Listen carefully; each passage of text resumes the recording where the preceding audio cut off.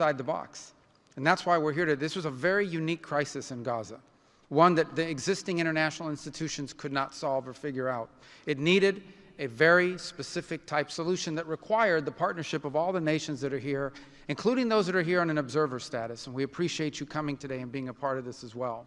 And that's the point I want to drive home today. And soon you'll hear from Steve and Jared, who, by the way, deserve an incredible amount of credit for pulling this together and working countless hours and traveling all over the world. They truly deserve our appreciation and thanks for the work they've put in under the leadership of President Trump to make this possible. This Gaza situation was impossible to solve under orthodoxy, under existing structures. And so what we did is they went to the UN, and they got the UN's approval to put this group together and bring these nations together to come up with a very specific solutions to a very unique and specific problem. We have a long ways to go. There's a lot of work that remains. It will require the contribution of every nation state represented here today, and we thank you for being a part of it. And we hope that this can serve as a model for other complex and difficult situations so they can be solved in the same way. But right now the focus is on this one. We have to get this right. There is no plan B for Gaza. Plan B is going back to war. No one here wants that. Plan A, the only path forward, is one that rebuilds Gaza in a way of enduring and sustainable peace, where everyone can live there side by side with one another and never worry again about returning to conflict, to war, to human suffering, and to destruction. And again, Mr. President, thank you for having the vision and the courage to pursue something that has never been done before, and we're not done yet. And thank you to Steve Witkoff and Jared Kushner for the time and the work they put into this. And thank you on behalf of the State Department and the U.S. government to all of the nations that are here. Every one of you is indispensable, including our observer partners, who we hope can find your way to join us at some point as officially part of this. But we are grateful for the fact you're here today and the contributions you've made already. Thank you.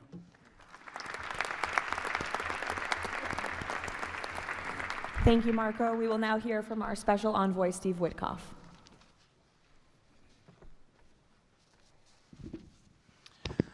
Thank you, everybody, for being here. I don't know if we ever believed that this was possible when we first started envisioning a board of peace, but of course, under the President's indispensable leadership, and it begins with that. It begins with President Trump's leadership and his direction. We are here today, and it's pretty amazing. I think we have some people to thank. We had an amazing partnership between the mediating countries, Qatar, Egypt, Turkey, Prime Minister Mohammed. You are an exceptional human being. You really are. Ali, thank you for everything you did. That's you right over there, Ali. Wherever Hakan is, Hakan, you were amazing. And so was Ibrahim and President Erdogan, and of course, to the Egyptians, Badr, I know you're smiling because we went through so much, and General Hassan was amazing. We all became friends here, and Prime Minister Sisi, President Sisi, pardon me, and so many others. But our team, JD, your insight, your counsel, and Marco, you're an amazing secretary, and it's a privilege to work for you. And Jared, you are my dear friend and the best partner I ever had. You are an amazing person. But Mr. President, it is my greatest honor to work for you. It is the blessing in my life. I've had many blessings. I don't have to be a practicing lawyer anymore, but this is my greatest blessing. But I also have to mention one other person who is important to this discussion. Oh, the Israelis, I forgot. Prime Minister Netanyahu. Without him, much wouldn't have been accomplished as well. And that's really important that we acknowledge him here today, and Ron Dermer. But a person who doesn't care much about the acclaim, we have to acknowledge too, and that's you, Susie. Because I would come back and you would say to me on every trip, what can I do for you? This matters. And you are an inspiration for all of us. So I thank everybody, and let me get on to, am I going on to the next slide? Sure. Caroline? Sure. Okay. So with regard to the hostages, we're here today, again, I say it, I know it sounds redundant, but we're here today because of President Trump. Without him, none of this was possible. There were 251 hostages. 168 came out alive. 83 bodies were returned to their families so that they could grieve and remember their loved ones like in a normal way, in a way that brought their families together. So that was just as important. This was a monumental effort, and I want to tell a story about the President. Every time a hostage family came to visit with us, they were not on the President's schedule. I would walk down to the Oval Office, I would tell the President that there was a hostage family here, and he would say, "Steve, bring them up," every single time. And when we got the last 20 out, we had a celebration at the White House, and I could see the emotion on the President's face. And he came up to me and he said to me, "I have to tell you, this is my 5th year in the Oval Office, and I don't know that I've ever had a more special time than this moment with these people, seeing them come home."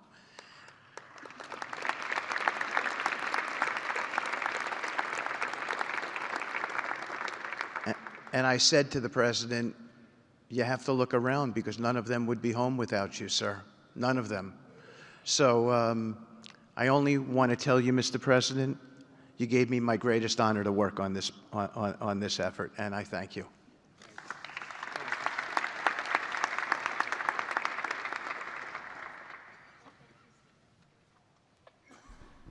Thank you, Steve. Now you're going to hear directly from the team that has been tasked with implementing President Trump's 20-point plan for Gaza, beginning with our ambassador to the United Nations, Mike Waltz. Thank you, and thank you, Mr. President, Excellencies. First, let me wish everyone a happy and prayerful Ramadan. Thank you so much for joining all of us today. Mr. President, Excellencies, bottom line, humanitarian aid has absolutely surged since the Gaza war ended. Our Central Command, our great military, is working together with Israel, with the UN, so many countries here to coordinate the aid, to make sure there's deconfliction. Over 70 countries now are participating in our Civil Military Command Center, and here are the results. Aid is up. 4,200 aid trucks have entered Gaza each week for 13 consecutive weeks, the longest stretch of high-volume assistance to Gaza in years. Diversion is down significantly from prior to the ceasefire, with less than 1% diverted this month.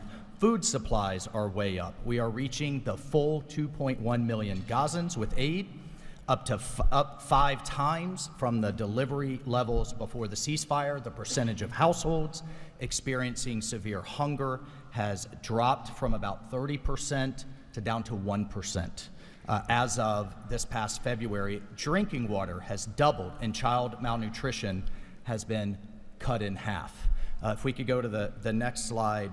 Mr. President, only under your leadership and this great team could we bring together the United States, Israel, Egypt, Jordan, the UAE, the United Nations agencies. Mr. President, bottom line, like you, this is a board of action, not a board of endless talk or speeches, and these results are a true testament to your leadership and the leadership of this great team. We are saving lives, and it's an honor to be a part of it. Thank you, Mr. President. Dr. Ali Shaith.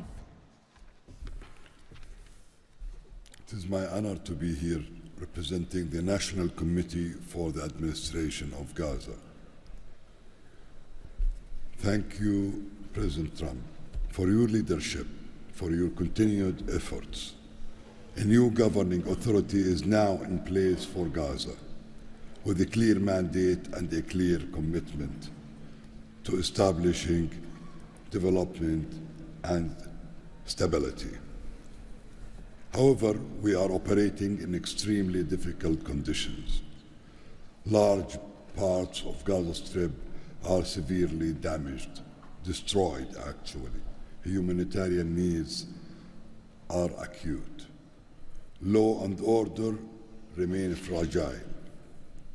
This is not normal operating environment, President, which is precisely why discipline and prioritization matter.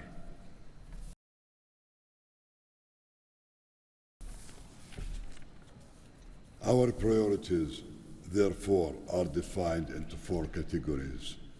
First, restore security via professional civilian police under one authority, one law, and one weapon, including training and developing 5,000 Gazan police to be deployed in 60 days. Secondly, revive economic activities and livelihoods, creating decent jobs, especially for our young population. Thirdly, ensure sustainable emergency relief as described earlier. Fourthly, restore basic services including electricity, water, health and education, and last but not least is access and movement. Our mandate is simple, President, step by step to build the foundation for lasting peace, dignity and prosperity for the people of Gaza. And this is where we count on your continued leadership and support. Blessed the peacemaker. Thank you.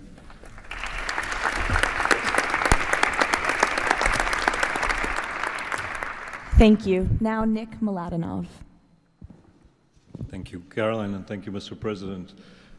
Today, we're very happy to announce that we're creating the Office of the High Representative for Gaza of the Board of Peace, which will be there to support, to guide, and assist the National Committee for the Administration of Gaza, hopefully removing the roadblocks that they will be facing in taking over civilian and administrative control of the Gaza Strip. We plan to work in full transparency under the guidelines of and supervision of the Board of Peace and the Executive Board. And of course, we will do that in great coordination with the Israel and with the Palestinian institutions, who we both require to make this work on the ground. And certainly with my very good colleague here, General Jefferson, the International Stabilization Force that is coming together. Mr. President, if I can actually use the opportunity to announce some breaking news that as of this morning, we started the process of recruiting Palestinian police force that Ali was just referring to. And just in the first few hours, we have 2,000 people who have applied to join a new transitional Palestinian police force to be formed in Gaza under the authority of the National Committee with the support of the Board of Peace, trained in Egypt, where we have received an excellent proposal of how to do that forward. And this is critical to what we need to do as we begin this process. And if we may move to the second slide. It is this Palestinian security force under the authority of the National Committee for the Transition Period that will allow us to ensure that all factions in Gaza are dismantled and all weapons are put under the control of one civilian authority. The only way to do that is the full implementation of the 20-point plan and the UN Security Council resolution, which binds us all to make sure that that is the way forward. We have now a fully agreed framework with the mediators on how to do this, and I thank very much the state of Qatar, Egypt, and Turkey for their excellent support in this. We now need to move forward on communicating it and negotiating the details of the implementation plan with the factions on the ground. But rest assured to all of you that we're on the right track, and if I can ask one thing of all of us, is to make sure that we have one message. There is no other option except the full demilitarization and decommissioning of all weapons in Gaza for reconstruction to begin and for people to have a new way of life going forward. Thank you.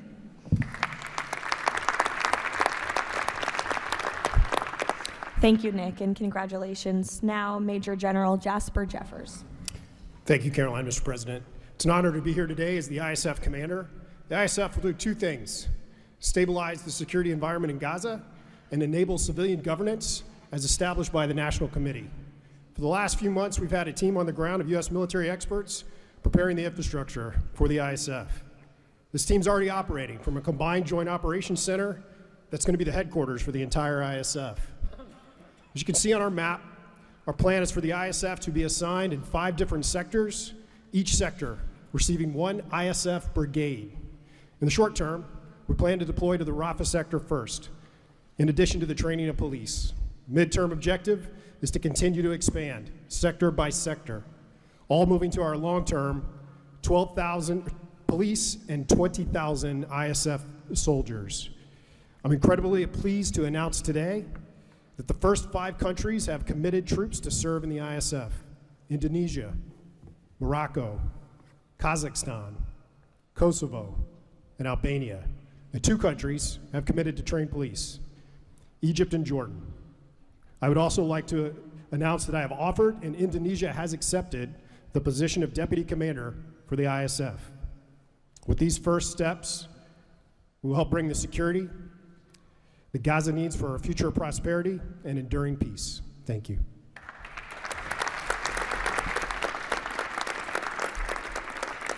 Thank you, Major General. Mr. Tony Blair. For decades, Gaza's governance has been characterized by extremism, corruption, ineffective institutions, and the complete absence of a route to prosperity for the Gazan people. Yet, as President Trump recognized, its potential has always been vast. 25 miles of Mediterranean coastline, proximity to great regional and global markets, and a young, dynamic population with a median age of 19. So today we set out profound changes necessary to rebuild Gaza for Gazans.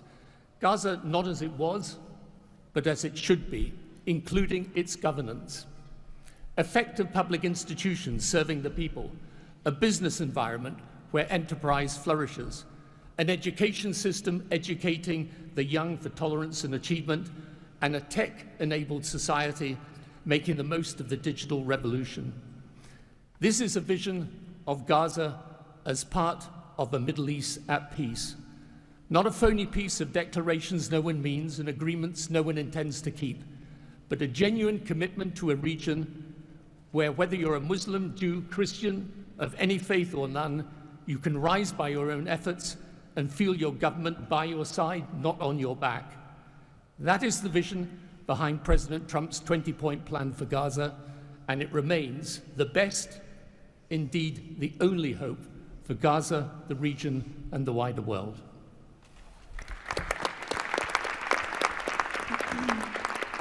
Thank you.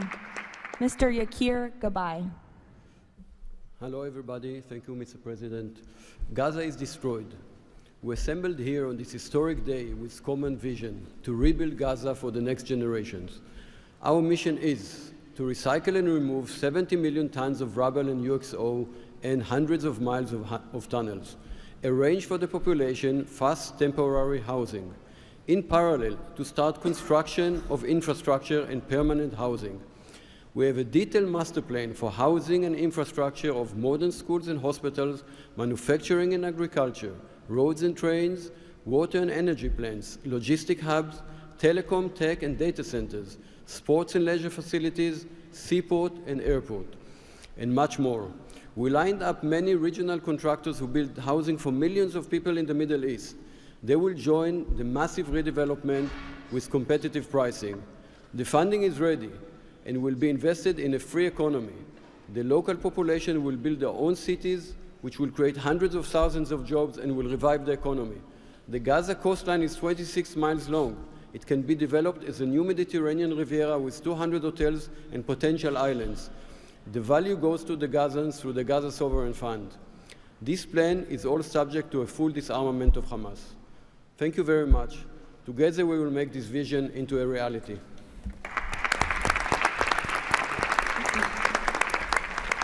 Thank you. Mr. Liren Tanmin. When we asked the NCAG what Gaza needs to unlock its potential, the answer was clear. Reconnect Gaza to the world, digitally and economically, and replace corruption with an open, tax-free system. Gaza was once a vital trade hub between Asia and Europe. Reconnection is a return to its roots. Even the word gauze comes from Gaza, where silk was woven and exported to Europe. So, we brought together Palestinian, Arab, and American partners to deliver practical solutions. By July, Gaza's 2G network will be upgraded with free, high-speed access to essential services. The NCAG is building a secure digital backbone, an open platform, enabling e-payments, financial services, e-learning, and healthcare with user control over data. This effort is supported by our regional partners, and I believe you will hear some exciting news from them on that later today. In parallel, we're advancing an Amazon-like logistics system to help Palestinian launch businesses import globally and trade securely. This will lower prices, drive growth, and help transform Gaza into an open, transparent, corruption-free economic zone. Thank you. Thank you. Mr. Mark Rowan. Mr. President, distinguished leaders, the goal is simple. Take the momentum all of you have provided and build it into something that is not just temporary relief, but something that provides a long-term foundation that will enable many of the goals we've spoken about today to be achieved. We plan to do this by gathering Gaza's productive assets in one unified structure. This will allow independent, professional, conflict-free management of the resources to benefit the Gazans. This will also enable expeditious planning and zoning and not fragmented projects that do not contribute to an economic whole. The potential here is tremendous, but it has to start somewhere. The start is in Rafah, where, as you heard, that will be the first place security is deployed. The plan is 100,000 homes for 500,000 residents plus $5 billion of infrastructure. Over time, 400,000 homes for the entirety of the population with more than $30 billion of infrastructure. Let me put it in financial terms. This is not a problem of money or collateral. This is a problem of peace. The coastline alone, $50 billion of value on a conservative basis. The housing stock, more than $30 billion as rebuilt. The infrastructure, more than $30 billion. $115 billion of value. It just needs to be unlocked and financed. Great. Thank you. Mr. Ajay Banga. Thank you, Caroline, and thank you, Mr. President. All this requires money. And so when the UN Security Council resolution got passed, we set about creating the Gaza Reconstruction and Development Fund at the World Bank. It's housed there. The World Bank's role is that of a limited trustee. We manage the donor contributions coming in of the type that the President said a little earlier in his opening remarks. And then we help to manage that money while it stays with us. And under the direction of the Board of Peace, we disperse the money for reconstruction and development projects in Gaza. This fund is ready to receive the donations that he spoke about just a little while ago. The second part of the story is that you as donors deserve the right to know that the money is being used in a transparent way.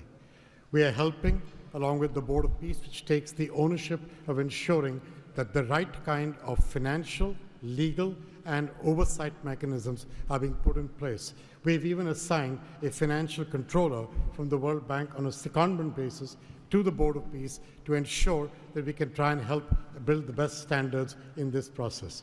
Now, this is just the beginning. This work is going to need 2 or 3 things that the World Bank Group can bring to the table. The first is leveraging of public finance. Because of our AAA rating, we have the ability to leverage private bond money to help to create the resources we need to do what Mark just talked about. The second is we can de-risk private investing. And the third is we have people on the ground and expertise and knowledge of doing this kind of work in other markets. We want to be not an armchair critic of a process, but an active participant in giving Gazans and people in the region the opportunity of the lives they deserve the one time we get the chance. So thank you again.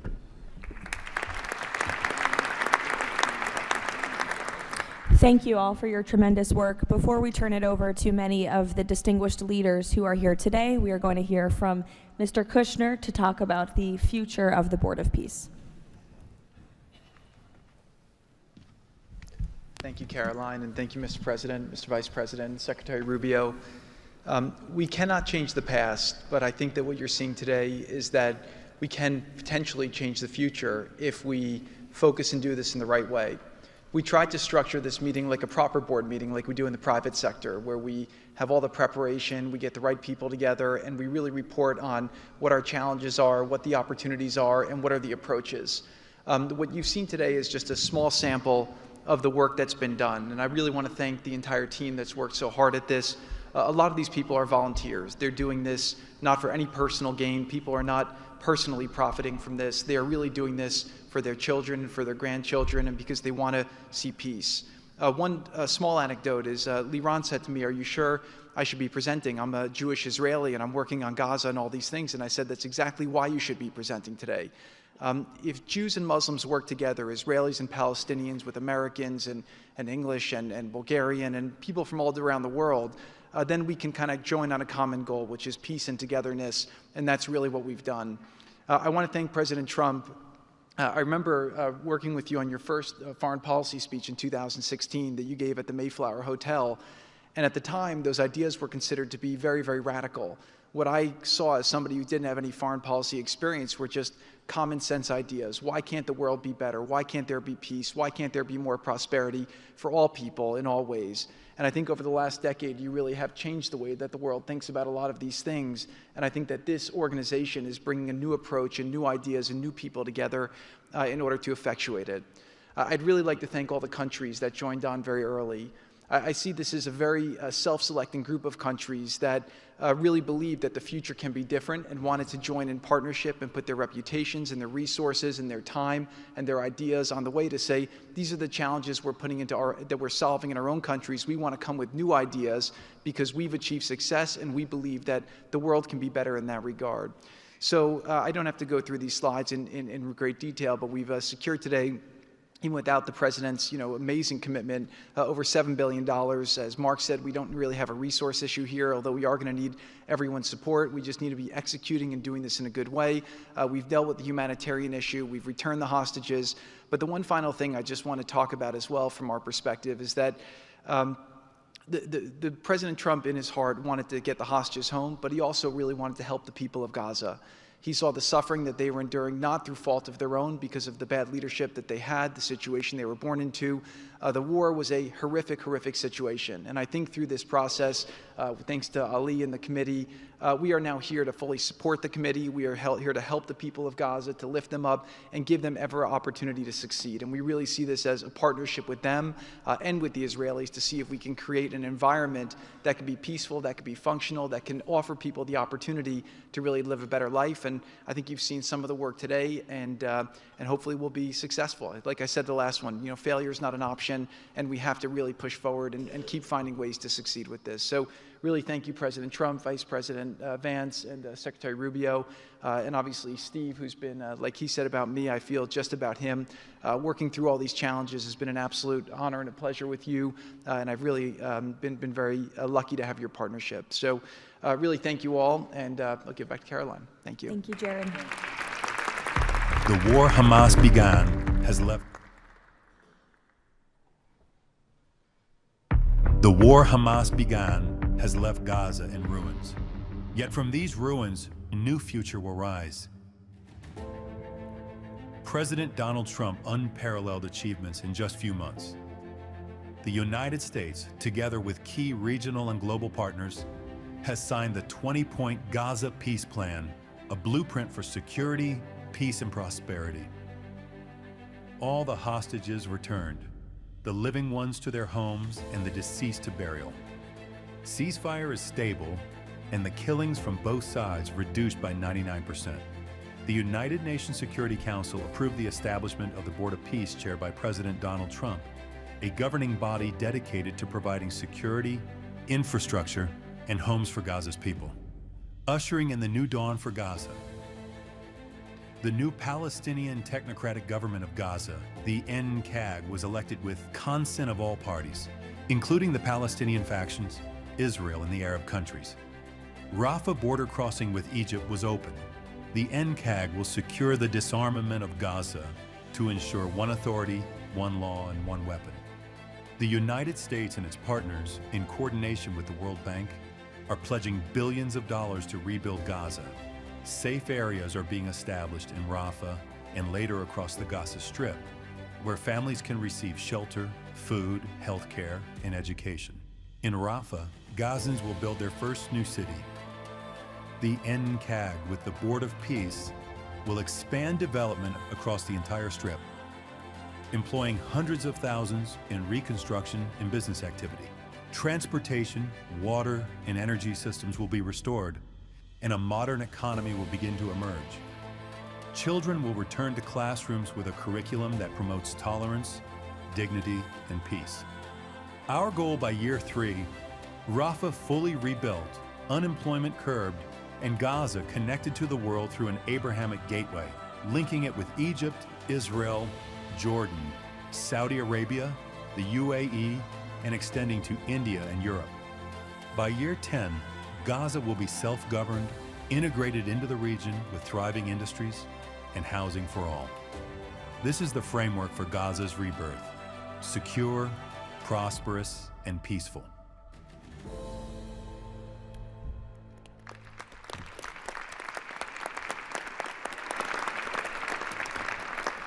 It's amazing. Now we will hear from our distinguished leaders who are here today, beginning with the King of the Kingdom of Bahrain. You're welcome. President Trump, distinguished members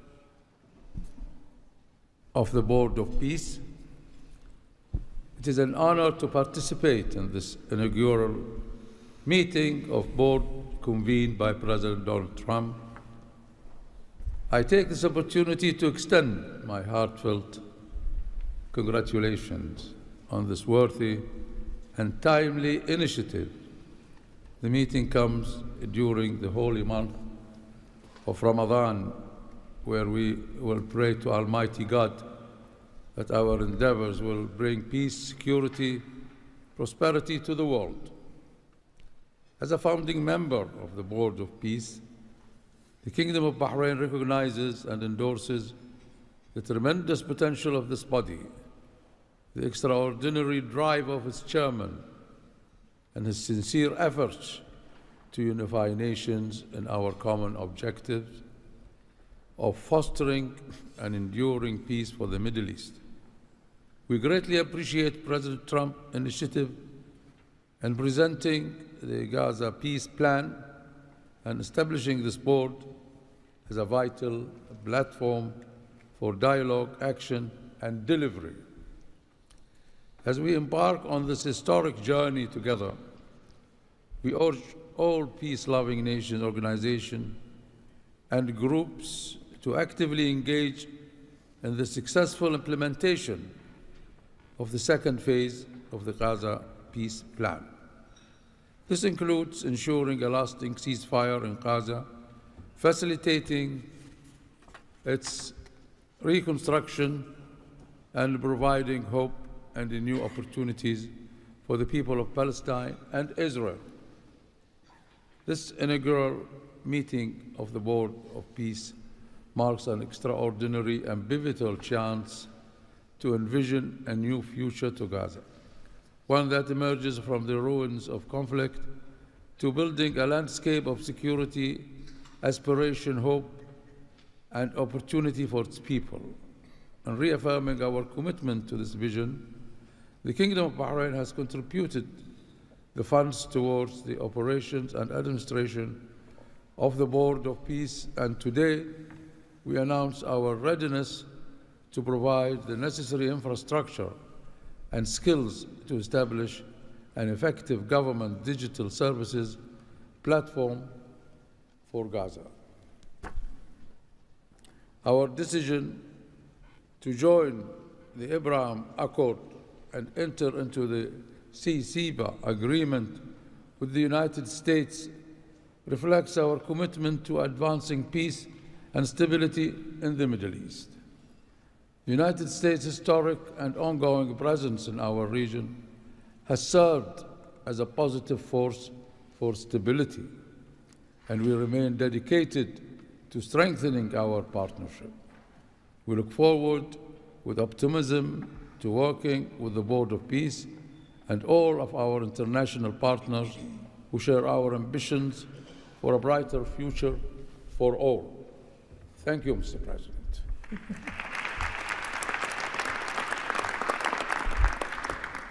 Next, the President of the Republic of Kazakhstan. Dear Mr. President, ladies and gentlemen, our meeting here at the Donald Trump U.S. Institute of Peace comes at a moment when decisive and pragmatic actions matter most.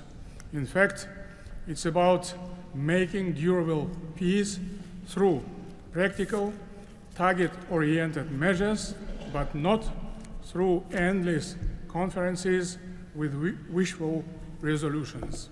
Mr. President, your clear vision and far-sighted approach to promoting global peace and stability has inspired my country to join the Board of Peace.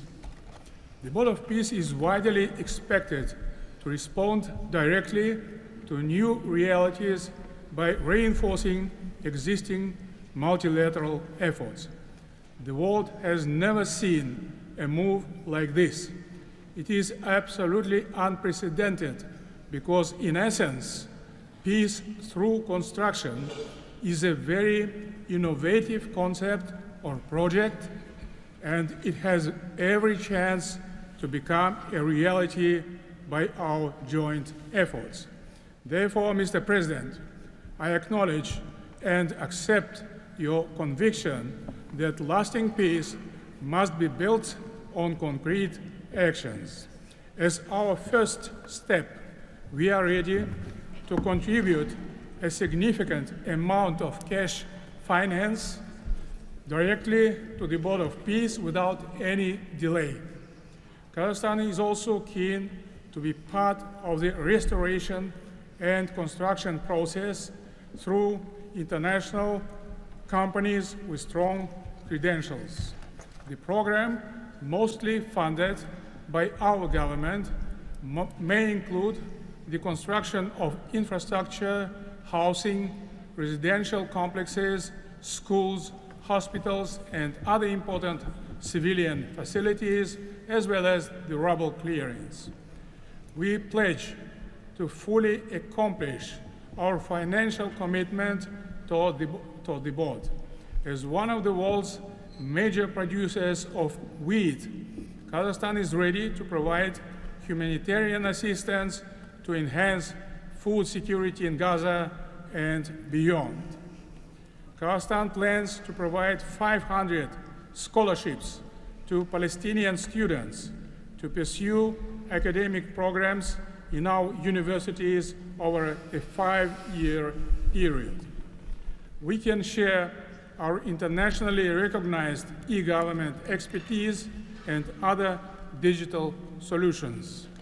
Kazakhstan is willing to support the ISF by deploying military units, including medical units, and sending our observers to the Civil-Military Coordination Center. Sustainable development in the Middle East requires new ways to promote peace, cooperation, and trust across the region. That's why Kazakhstan has joined the Abraham Accords. This crucial move is fully aligned with the noble mission of the Board of Peace. Both of them may constitute a solid basis for joint efforts to promote peace and security in the Middle East and to foster economic, humanitarian cooperation in the region and even beyond. Given the global nature of the board's agenda, Kazakhstan is committed to providing practical support, including through hosting meetings at different levels and scales. I also would like to propose to establish a special President Trump's Award of the Board of Peace to recognize his outstanding peace-building efforts and achievements. I am confident, Mr. President, that under your strong leadership, the Board of Peace will successfully deliver its great noble mission. Thank you. Very good. Next, the President of the Republic of Uzbekistan. Уважаемый господин президент Трамп, ваше превосходительство, позвольте выразить искреннюю признательность президенту Соединенных Штатов Америки Дональду Трампу за созыв инаугурационного заседания Совета. Несомненно, сегодняшний саммит – это результат политической воли и прагматизма президента Трампа. Узбекистан поддержал миротворческую инициативу о создании Совета мира и твердо заявил о намерении принять практическое участие в ее успешной реализации. Убежден, что работа Совета позволит сформировать благоприятную обстановку для экономического и социального восстановления сектора Газа. При этом любой механизм внешнего управления должен непременно опираться на внутреннюю поддержку населения сектора. Скоординированные усилия всех сторон позволят обеспечить устойчивость постконфликтного процесса и создание условий для скорейшего восстановления Газы. Подчеркну, что Узбекистан готов внести посильный вклад в возведение жилых домов, детских садов, школ и больниц. Уважаемые друзья, символично, что нынешний саммит проходит в Институте мира имени Дональда Трампа. Наша встреча является ярким проявлением международной солидарности, миротворчества и общего стремления к улучшению ситуации на Ближнем Востоке. Мы должны использовать эту историческую возможность для построения новой Газы с процветающей экономикой и достойным условием жизни для всего населения. Благодарю за внимание.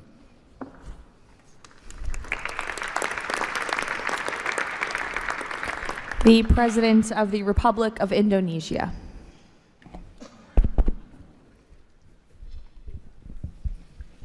President Trump, distinguished delegates, Indonesia, from the first day that we studied President Trump's 20-point plan, we completely agree and we are fully committed to this plan, and that is why we joined the Board of Peace. We are committed to its success. We know there will be a lot of obstacles, there will be a lot of difficulties, but we are very optimistic with the leadership of President Trump. This vision of real peace will be achieved. There will be problems, but we will prevail. We will achieve our dream of peace in Palestine, peace, a lasting and peaceful solution for the Palestinian problem and in Gaza. The achievements of the ceasefire is real. We commend this, and therefore we reaffirm our commitment to contribute significant number of troops, up to 8,000 or more if necessary. We are prepared to contribute the troops to take part actively in the international stabilization force to make this peace work. Thank you very much.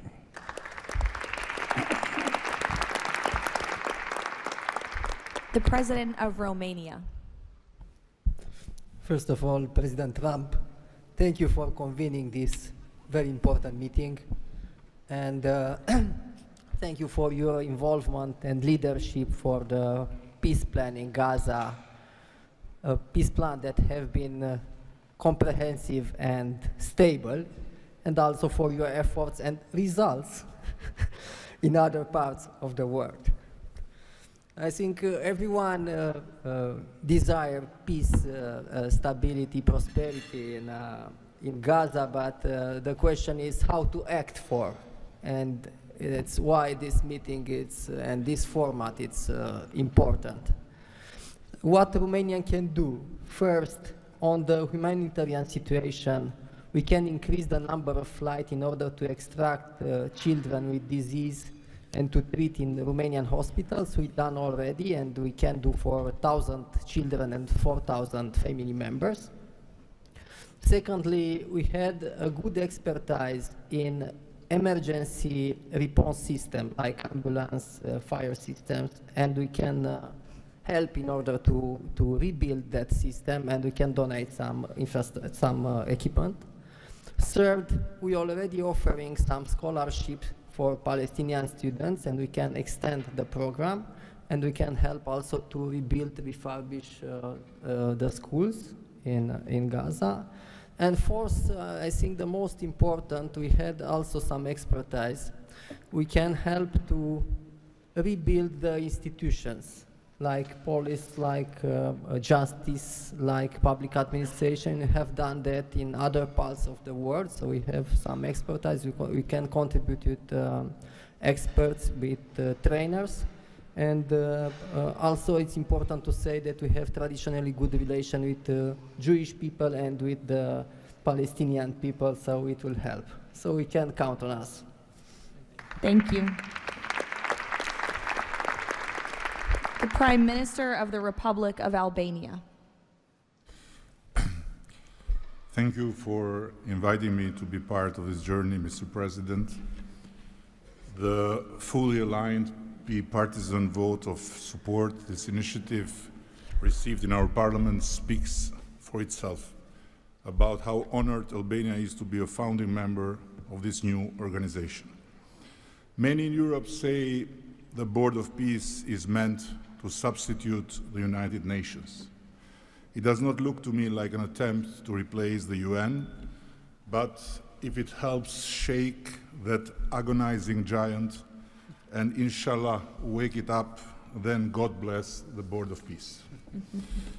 Mr. President, we commend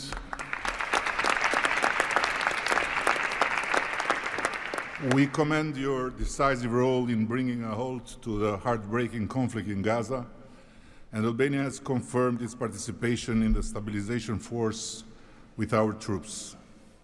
At the same time, I propose that this board invite all countries to contribute directly by building a dedicated public facility for Palestinian children,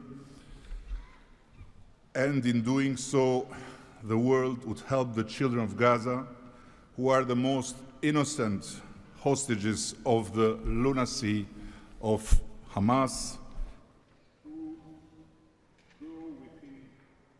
to grow within the tangible presence of the largest chain of hands humanity has ever joined together, by not only putting the money, but bringing their own architects in this, so the world will transform an wound of history into an oasis of hope, where compassion takes concrete form and the future is shaped around those who deserve it most, the next generations of Palestinians. Albania will be privileged to stand in that chain. Allow me very briefly to draw your attention to another open conflict closer to home, where President Trump's leadership during his first term brought Kosovo and Serbia closer than ever to a final peace agreement. The president of Kosovo was then brutally prevented from traveling to the White House to sign that agreement in the presence of President Trump.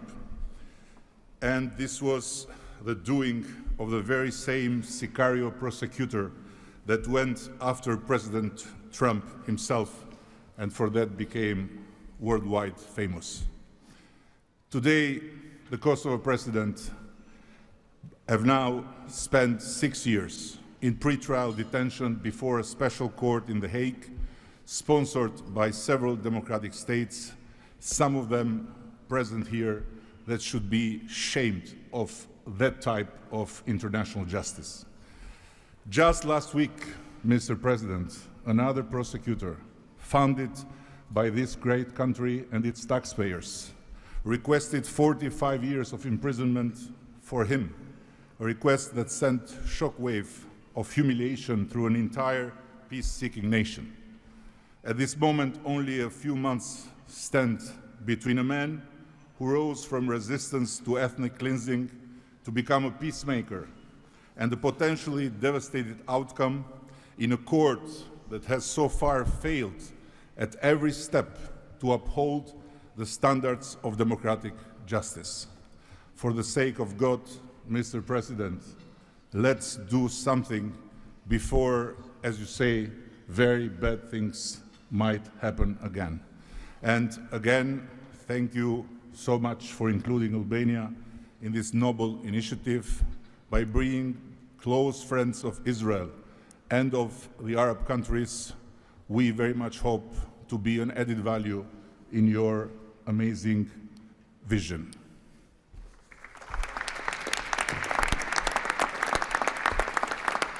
Next, the Prime Minister of Egypt. Your Excellency President Donald Trump, distinguished participants, I thank President Trump for convening this meeting. His Excellency's direct involvement and commitment to promoting peace in the region has been instrumental in achieving an end to the conflict in Gaza, which was previously considered untenable. Egypt supports President Trump's vision to usher in a new era of peace and coexistence among the people of the region, in which the Palestinian people enjoy the rights to self-determination and statehood, in accordance to relevant international resolutions. Egypt also appreciates President Trump's firm position on rejecting the annexation of the West Bank. Egypt supports the mandate of the Board of Peace as a principal framework for governing the transitional period in Gaza. It is necessary to fully empower the National Committee for the Administration of Gaza to function effectively from within and throughout the Strip, also preserving the institutional and geographical link between the West Bank and Gaza is vital for the Palestinian Authority to eventually resume its role in Gaza. Within the framework of Egypt's support to President Trump's plan, Egypt will continue its effort to train Palestinian police personnel to maintain security within the Strip. Egypt values President Trump's position rejecting the deportation of the Palestinian people from Gaza as reflected in the 20 points plan, and stresses the importance of initiating early recovery projects in the whole of the Strip in a manner that preserves its geographic unity. Let us consider today's meeting as an initial step in advancing these objectives. Again, thank you, Your Excellency President Trump. Thank you. The Prime Minister of the State of Qatar. Thank you. Mr. President, distinguished members of the Board of Peace, thank you for convening this meeting under the banner of peace. Qatar reaffirms its commitment to the Board of Peace as it was committed to the very first day of the mediation efforts. From that day until the end, when we have witnessed in that historical moment in Sharm el-Sheikh the signing of this agreement together with our partners. For decades, this conflict has burdened our region and the world, and our responsibility remains to achieve a just and lasting resolution. The board, under the President Trump leadership, will advance the full implementation of the 20 points plan without delay, ensuring fairness and justice for both Palestinians and Israelis. In this spirit, Qatar pledges $1 billion in support to the board mission aimed at reaching a final resolution that fulfills Palestinian aspiration for the statehood and recognition, and the Israeli aspiration for security and integration. We will also continue our humanitarian coordination together with our UN partners and the Board of Peace. Thank you very much. Thank you. The Deputy Prime Minister and Foreign Minister of the UAE. Mr. President, thank you for gathering us today. I really hope that the beginning of Ramadan will give us all guidance towards peace, coexistence, and living in prosperity with each other. Mr. President, just over 5 years ago, you, with your friend, my president, Sheikh Mohammed, and the Prime Minister of Israel, launched the Abrahamic Accords. And since then, we've managed not only to work with you, with Israel, towards a better future for the region, but even when October 7th took place, the UAE managed to work with Israel in providing, since the war started, almost $3 billion of assistance to the Palestinian people in Gaza. Today, Mr. President, the UAE announces a further $1.2 billion for supporting Gaza through the Board of Peace, which I'm delighted that I've been working with so many friends like Steve and Jared, Secretary Rubio, who's been so inspiring in so many other ways, on so many other fronts. Looking forward working with him for in the future. And Mr. President, if it wasn't for your support, I think this board would not have been gathered. We would not have had the meeting in New York to end this war, when you gathered 8 leaders of the region to end this war. So, Mr. President, during Ramadan, we pray for your success. Thank you.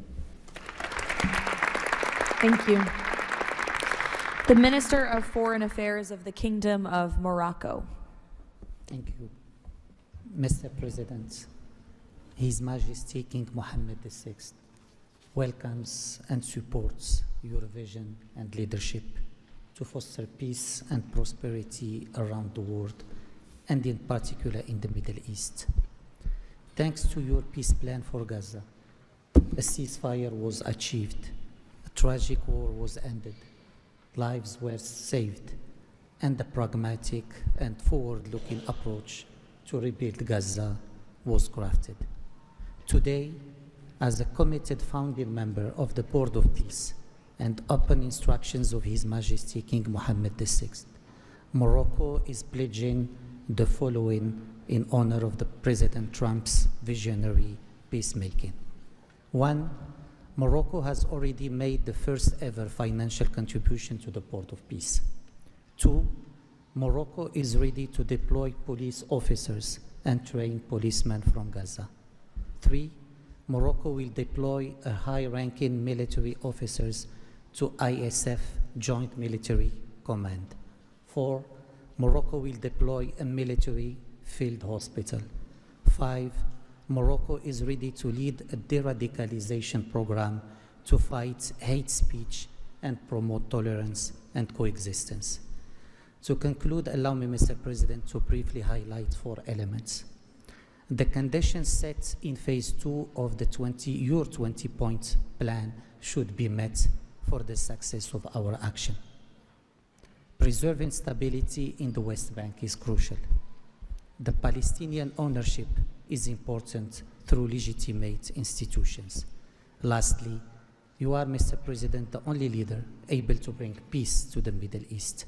We hope that the stabilization of Gaza will help launching a global and genuine peace process based on the two-state solution. Thank you. Thank you. The Minister of Foreign Affairs of the Republic of Turkey. Mr. President, distinguished participants, after 2 years of immense suffering, ceasefire in Gaza has been achieved thanks to President Trump's personal engagement and our collective efforts. Yet the humanitarian situation remains fragile, and ceasefire violations continue to occur. A prompt, coordinated, and effective response is therefore essential. President Erdogan remains fully committed to Gaza's security, stabilization, and recovery. Turkey has already been providing immense amount of humanitarian assistance to Gaza. We can also contribute meaningfully to the rehabilitation of health and education sectors, as well as the training of the police force. In addition, we are prepared to provide troops to the International Stabilization Force.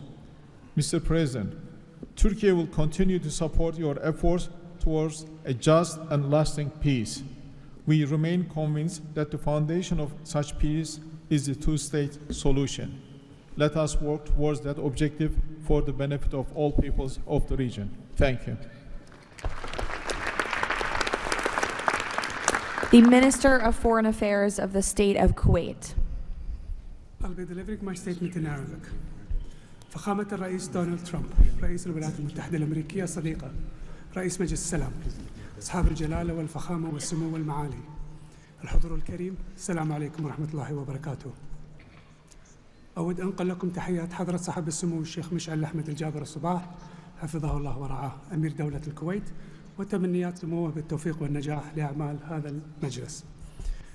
كما نتقدم بخالص الشكر لفخامة الرئيس دونالد ترامب على جهودها المقدرة والرامية إلى المساهمة في التوصل إلى إنهاء حالة الصراع، بما يؤول نحو إقامة الدولة الفلسطينية المستقلة على حدود 4 من يونيو لعام 1967 وعاصمتها القدس الشرقية، وفقا لقرارات الشرعية الدولية بما فيها القرار 2803 ومبادرة السلام العربية.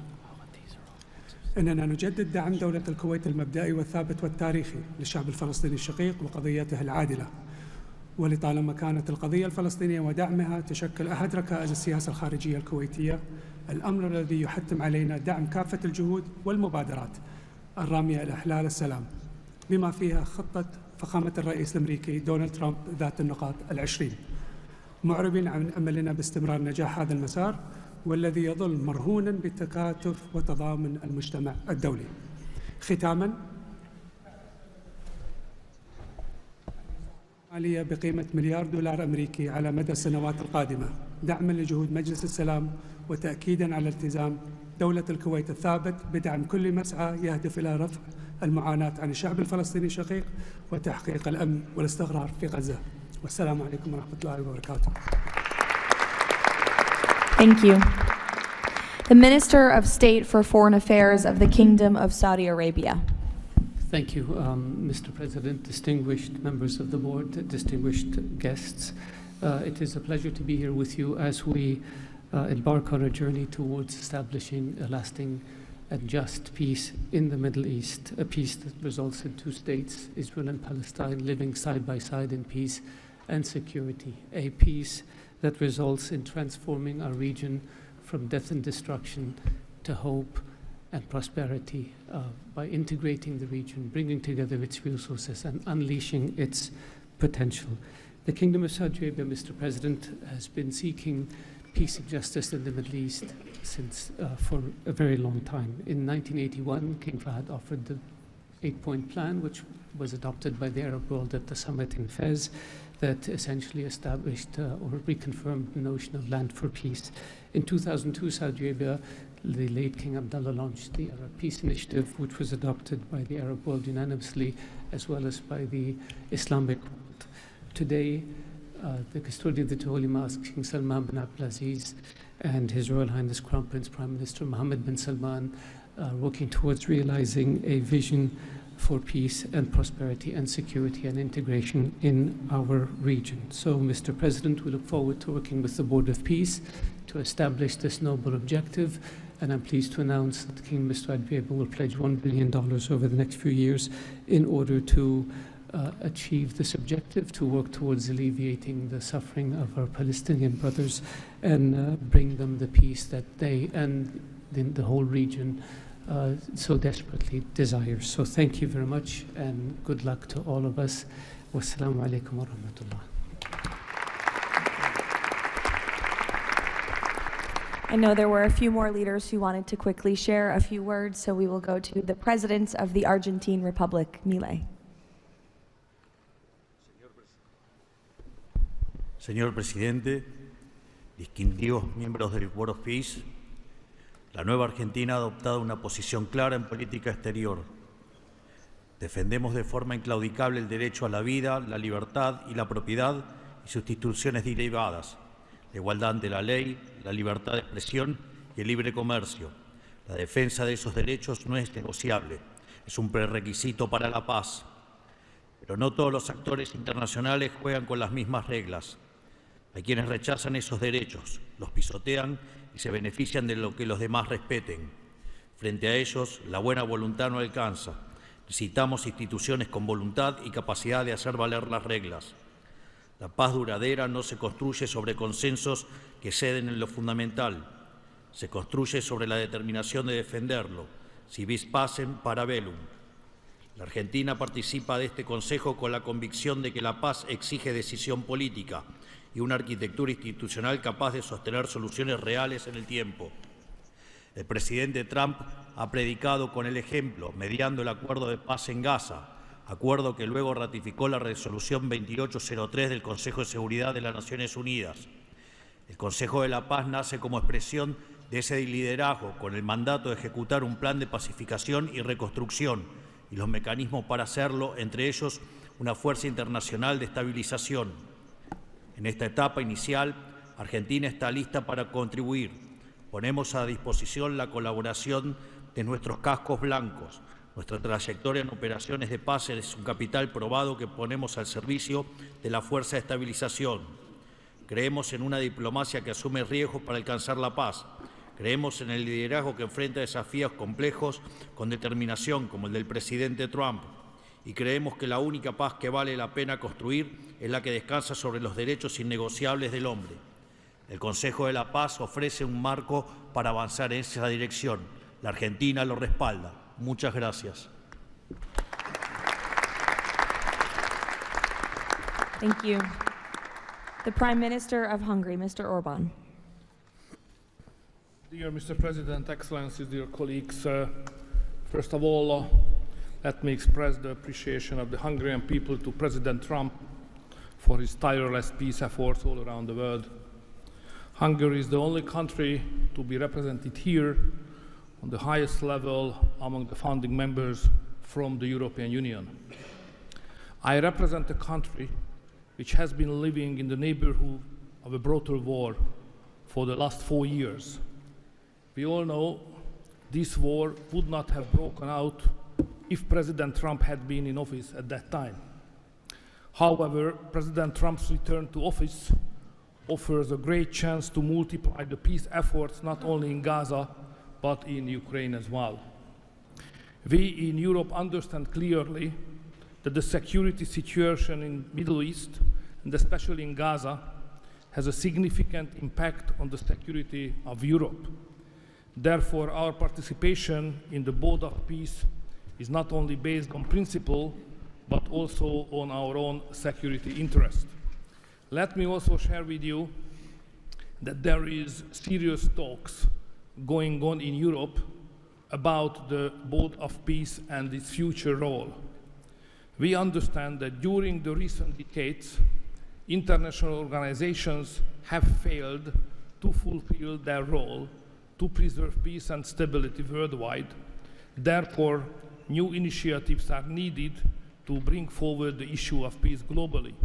We are sure that President Trump's initiative to establish the Board of Peace is such a step to the right direction. President, we are proud to be among the founding members, and we are happy to be in such a great company. Thank you very much. Thank you. President Peña of Paraguay, who tapped my shoulder, wants to say a few words. Yes, thank you, Caroline. Thank you, President Trump. Thank you for bringing hope again, President Trump. I think that of the many things that you have achieved in the last 12 months as President of the U.S., I think the greatest thing, and I'm probably the youngest head of state here, is hope, President. We have lost hope about solving problems for many, many decades. A system that was broken, a system that was not able to bring solutions. Now we're seeing that thanks from your leadership, we are solving the issues. I come from a country that 160 years ago faced extinction. We went to a war against our neighbor and we lost 60% of our territory and 90% of the male population. So we know on our own flesh the hardship and all the difficulties of war. That's why Paraguay is so proud to be a founding member of the Board of Peace, and we're here to collaborate. Maybe we are not going to be the country that's going to bring the more money or the more security forces, but I think that there is a lot that all of the countries can bring to the table to solve these issues. Paraguay, together with a handful of countries, have been supporting Israel, and we will continue to do so. But we come here with an open heart to work for peace.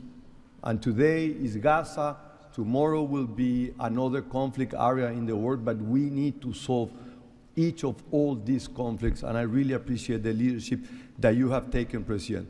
Paraguay stands ready to collaborate next to you. We're going to continue to support the U.S. initiative. Probably the only day that we're not going to be able to support the USA is going to be on June 12th, because Paraguay is going to be facing the US in the World Cup. Thank you very much. Thank you. The Minister of Foreign Affairs of the State of Israel, please. Thank you. President Trump, this is an important day. Your historic actions have proven time and again. You are a leader who takes initiative, forges new paths, and works toward a better future for the entire world. Your visionary leadership, alongside with Prime Minister Netanyahu's resolve, brought all our hostages home from Gaza. Thank you for that. I'm proud to represent here the State of Israel that stood through such a difficult war for 2 years on 7 different fronts, demonstrating resilience and strength. As I stand here, I recall the 925 brave soldiers that gave their lives in a war against pure evil, Hamas, Islamic Jihad, and Hezbollah. These are the best people. To them, we owe our existence and all our achievements. They will not be forgotten. I think of them and their families who paid the heaviest price. Since Hamas violently took over Gaza in 2007, it built the largest terror state in the world with huge terror infrastructure above and below ground. October 7 was the peak of Hamas' ongoing terror campaign through decades. Hamas raped and murdered women, killed children in front of their parents and parents in front of their children, burned whole families alive. That terrible day will not be forgotten, and we must act to ensure it never repeats itself. Distinguished leaders, our previous plans for Gaza failed because they never addressed the core issues: terror, hate, incitement, and indoctrination. At the heart of President Trump's comprehensive plan are the disarmament of Hamas and Islamic Jihad, demilitarization of Gaza Strip, and de-radicalization of Palestinian society there. It's the first plan to address the root of the problem. We support it and are working and will work toward its success. As Mr. Mladenov emphasized, Hamas must be disarmed. That includes all its weapons, its terror infrastructure, underground tunnel network, and weapons production facilities must all be dismantled. As the plan emphasized, there must be a fundamental de-radicalization process. The infrastructure that indoctrinates Palestinian children to hate and kill Jews in educational and religious institutes should no longer exist. All those are important not only for the Israelis. Gazans have lived under a terror regime for decades. The people of Gaza must be liberated from these terrorists. I want to make this opportunity to wish Muslims around the world Ramadan Kareem. Distinguished leaders, President Trump's visionary leadership creates, for the first time, an opportunity for a better future. On behalf of Israel, I say thank you, Mr. Trump. Thank you for your leadership. Thank you. Lastly, the Prime Minister of Pakistan.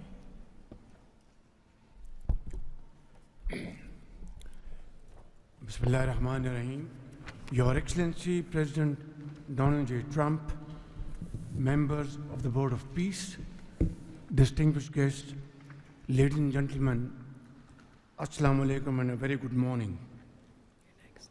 It's a great honor, Mr. President, to attend this inaugural Board of Peace meeting in this holy month of Ramadan, and may God reward you and make you successful in your efforts to bring lasting peace in Gaza. Mr. President, we deeply appreciate your unique initiative and your dynamic leadership in advancing peaceful solutions to conflicts across the globe. Your bold diplomacy has surely brought calm to many international serious hotspots.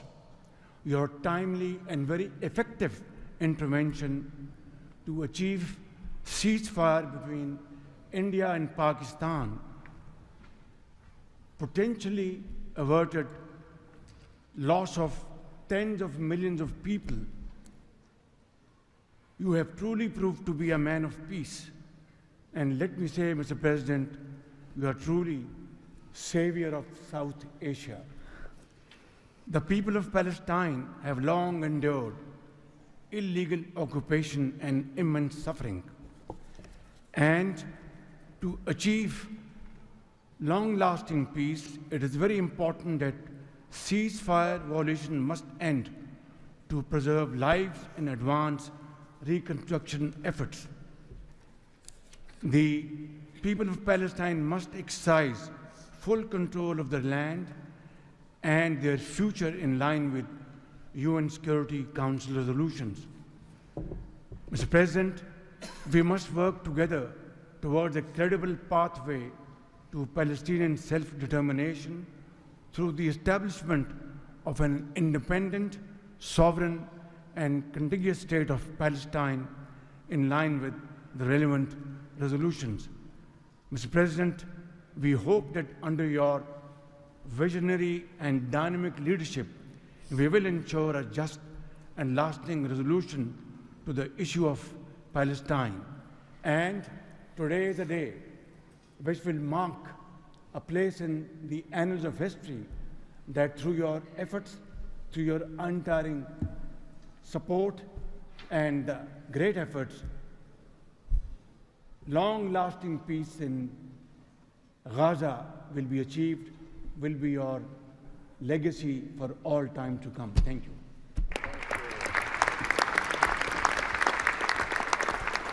Thank you. We will now hear from the president of FIFA, Giovanni, to share more about FIFA's new partnership with the Board of Peace. Thank you. Thank you, Caroline. Dear President, distinguished leaders, dear friends, I just have 3 quick points I want to mention now. Football, that's the first point, football, or soccer as it is called, here is the world's universal language. It is spoken by 6 billion people, 6 billion fans who have the same feelings. It's about hope, it's about joy, it's about happiness, it's about coming together, and it's about uniting the world. Mr. President, we will unite the world here this summer during the World Cup, but if we truly want to unite the world, we need peace, of course.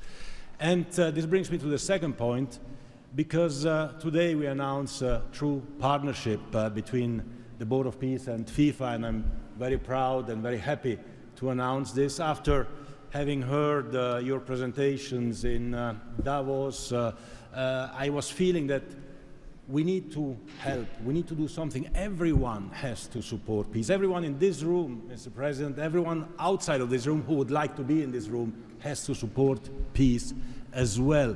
We all have to contribute for this, and that's why FIFA wants to contribute, because we don't have to just rebuild houses or schools or hospital or roads. We also have to rebuild and build people, emotion, hope and trust. And this is what football, my sport, is about. And the third point is that, of course, as you all know, images speak louder and better than words. So we prepared a short video, and you can watch this video. I invite you to look at it carefully. Thank you very much. God bless peace, and God bless the Board of Peace. Ramadan Kareem. Thank you.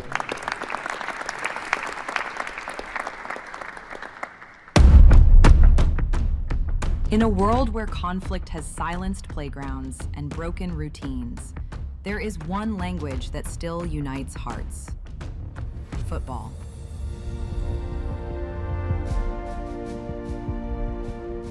A simple ball, a shared field, a reason to believe again. Today, FIFA and the Board of Peace come together to turn football into a bridge toward peace, dignity, and hope. Through this partnership, a complete football ecosystem will be created. FIFA and the Board of Peace will build football pitches, FIFA arenas, academies, and stadiums. This initiative will support the creation of leagues at youth, amateur, and regional level, strengthening community engagement both on and off the pitch. It will also generate diverse professional opportunities, supporting the development of local talent not only on the field, but across all areas that bring football to life. Football does more than create players and coaches. It rebuilds confidence, restores routine, reopens doors to education, teamwork, and belonging. Local communities take the lead. Parents, teachers, volunteers, youth leaders, all becoming part of a shared mission to heal, to rebuild, to move forward together. Around every pitch, new emotions and long-lasting memories emerge. Community matches, fan gatherings, youth education, and sport programs. New job opportunities appear to become coaches, players, sport doctors, administrators, events organizers. We will create football ecosystem with thousands of people to be involved and engaged constantly. Together, FIFA and the Board of Peace will build, in Gaza, 50 FIFA arena mini pitches, with a cost of around $50,000 per unit. This represents a $2.5 million investment. 5 full-size pitches in 5 different districts at around $1 million per pitch. A FIFA academy with an estimated investment of $15 million. And a national stadium for 20,000 to 25,000 spectators, valued at around $50 million. These investments will create a complete football ecosystem designed to support communities and future generations. FIFA and the Board of Peace, united for football, committed to peace.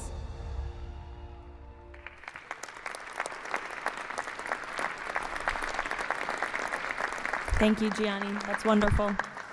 In advance of today's meeting, members of the Board of Peace were asked to vote on a resolution establishing the principles of financial integrity and transparency that will guide the board's work, and that resolution has passed unanimously. So now President Trump, as chairman of the board, will sign the resolution in the presence of a quorum of the board.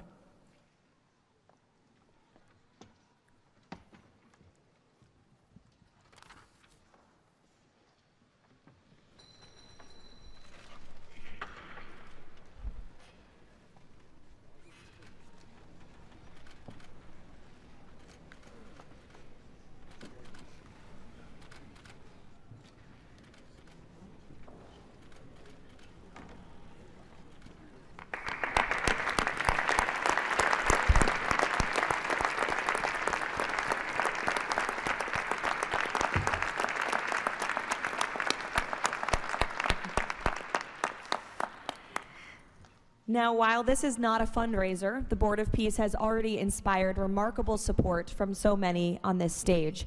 As President Trump announced earlier, total pledges exceed $6.5 billion in relief and rebuilding in Gaza, and thousands of personnel have been committed to help preserve the ceasefire and secure enduring peace. I would like to ask the heads of the following delegations to join President Trump on stage as he signs the fundraising pledges: Albania, Azerbaijan, Bahrain, Egypt, Indonesia, Jordan, Kazakhstan, Kosovo, Kuwait, Morocco, Qatar, Saudi Arabia, the UAE, and Uzbekistan. Please join the President as he signs the fundraising pledges.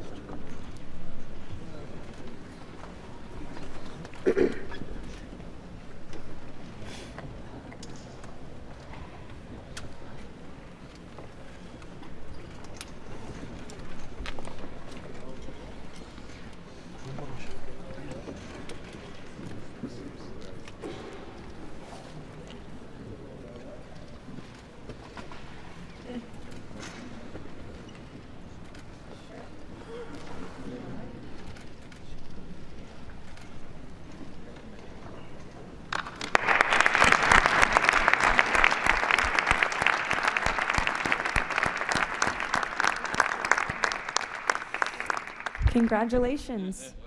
Now, President Trump, if you would like to say a few words to conclude, and then you have the honor of gaveling out the first ever Board of Peace meeting. Well, thank you very much, Caroline. And I will say that this has been, I think, will maybe be one of, if not the most important day of our careers. And we've had some pretty good careers up here, but this is something very special. And we're going to straighten out Gaza. We're going to make Gaza very successful and safe. And we're also going to maybe take it a step further where we see hot spots around the world. We can probably do that very easily. This is a tremendous group of powerful people and brilliant people. And I think that we can do things that a lot of other people would not be able to even conceive of or think of. We will help Gaza. We will straighten it out. We will make it successful. We will make it peaceful. And we will do things like that in other spots. Spots will come up. Things will happen that nobody's even thinking about now and not even conceivable. But we will take care of a lot of things, and we'll work again with the United Nations and bring it back to health. It needs help. It's got tremendous potential, but it needs a lot of help. And I think we can start with doing that pretty soon, Michael. I think we're going to work on that very strongly. We can fix up even the building physically. I love to see beautiful buildings. I like to see buildings fixed up physically, not look like they are in disrepair. We don't like that. So we're going to do a job with the United Nations. We're going to have some very good people, and you have some very good people there right now, but we're going to put some extra people in, and we're going to have it help us. But most importantly for today, the Board of Peace is going to lead the way in Gaza. We're going to make Gaza an example of success and safety and unity, and it's an honor that you're here, and I want to thank the media for being so respectful. You're really amazing. It's given the Board of Peace the respect it deserves. These are the most powerful people in the world. They're the richest people in the world through their countries, and they have made a tremendous commitment, and the United States likewise has made a tremendous commitment. Thank you to everybody for your involvement, and we look forward to working with you over the years for many, many reasons, many very, very good humanitarian reasons. Thank you all. Thank you very much. Thank you. Thank you, Mr. President. Thank you. Thank you, everybody. Ready? Thank you. We'll take it with us. Thank you, everybody.